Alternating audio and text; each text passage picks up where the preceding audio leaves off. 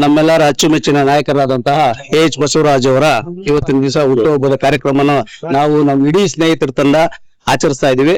ಬಹಳ ಸಂತೋಷ ಆಗ್ತದೆ. ಒಂದು ಆಕ್ಚುಲಿ ಹೇಳ್ಬೇಕು ಅಂದ್ರೆ ಬನಶಂಕರಮ್ಮ ತಾಯಿ ವರಪುತ್ರನೇ ಅಂತಾನೆ ಹೇಳ್ಬೇಕು.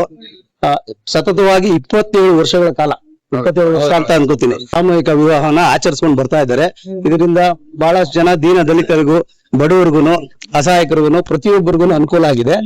ಸೊ ಹಾಗಾಗಿ ಇಂಥ ದಿವಸದಲ್ಲಿ ನಾವು ಬಹಳ ಸಂತೋಷದಿಂದ ನಮ್ಮ ಬಸವರಾಜ್ ಅವ್ರಿಗೆ ಆ ಬನಶಂಕರಮ್ಮ ತಾಯಿ 100 ವರ್ಷ ನಗ್ನಗ್ತಾ ಚೆನ್ನಾಗಿ ಬದುಕಿ ಬಾಳ್ಲಿ, ಅವ್ರಿಗೆ ಅವ್ರ ಕುಟುಂಬಕ್ಕೆ ಒಳ್ಳೇದಾಗ್ಲಿ ಅಂತ ನಾನು ಮತ್ತೆ ನನ್ನ ಸ್ನೇಹಿತರ ಪರವಾಗಿ ನಾನು ಕೇಳ್ತೀನಿ. ಶ್ರೀಮಂತ ನಾಯಕರಿಗೆ ಎಚ್ ಬಸವರಾಜ್ ಅವರಿಗೆ ಮುಂದಿನ ದಿನಗಳಲ್ಲಿ ಆ ಬನಶಂಕರಮ್ಮ ತಾಯಿ ಇಡೀ ಮುಕ್ಕೋಟಿ ದೇವತೆಗಳು ಕೂಡ ಅವ್ರಿಗೆ ಹೆಚ್ಚಿನ ರೀತಿಯಲ್ಲಿ ಶಕ್ತಿ ಕೊಟ್ಟು ಇಡೀ ಸಮಾಜಕ್ಕೆ ಒಳ್ಳೇದಾಗುವಂತ ಕಾರ್ಯಕ್ರಮಗಳನ್ನ ಅವ್ರು ಹಮ್ಮಿಕೋತಾರೆ. ಅವ್ರಿಗೆ ಹೆಚ್ಚಿನ ರೀತಿಯಲ್ಲಿ ಶಕ್ತಿ ಕೊಡ್ಲಿ ಅಂತ ನಾನು ಎಲ್ಲರ ಪರವಾಗಿ ಕೇಳ್ಕೊತಿದ್ದೇವೆ. ಭವಾನಿನಗರ ಬಸವರಾಜ್ ಅಂತಾನೆ ಖ್ಯಾತಿ ಹೊಂದಿರುವಂತ ಎಚ್ ಬಸವರಾಜ್ ಅವರು ಬೆಂಗಳೂರು ಮಹಾನಗರ ಪಾಲಿಕೆಯಲ್ಲಿ ವಿರೋಧ ಪಕ್ಷದ ನಾಯಕರಾಗಿದ್ರು. ಆದ್ರೆ ಅವರ ಶ್ರಮಕ್ಕೆ ಯಾವುದೇ ರಾಜಕೀಯ ಪಕ್ಷಗಳು ಬೆಲೆ ಕೊಟ್ಟಿಲ್ಲ.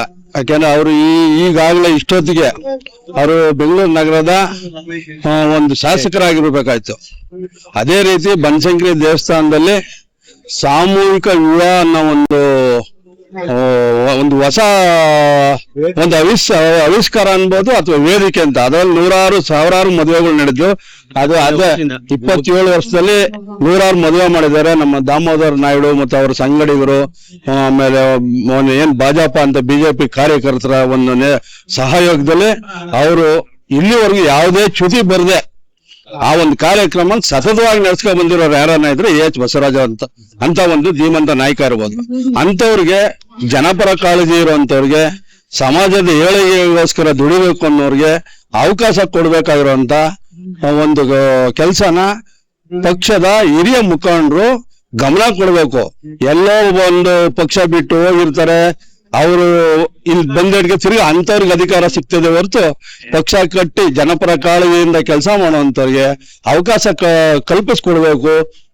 ಸಮಾಜದ ಏಳಿಗೆಗೆ ದುಡಿಯುವಂತವ್ರಿಗೆ ಒಂದು ಅವಕಾಶ ಹೆಚ್ಚಿನ ರೀತಿ ಕೊಡ್ಬೇಕು ಅಂತ ನಾವು ಇಡೀ ಪದ್ಮನಾಭನಗರ ಭಾಜಪ ಸಂಘದ ಕಾರ್ಯಕರ್ತರ ಪರವಾಗಿ ನಾವು ಎಲ್ಲಾ ನಾಯಕರಲ್ಲಿ ವಿನಂತಿಸ್ಕೊಳ್ತೀವಿ.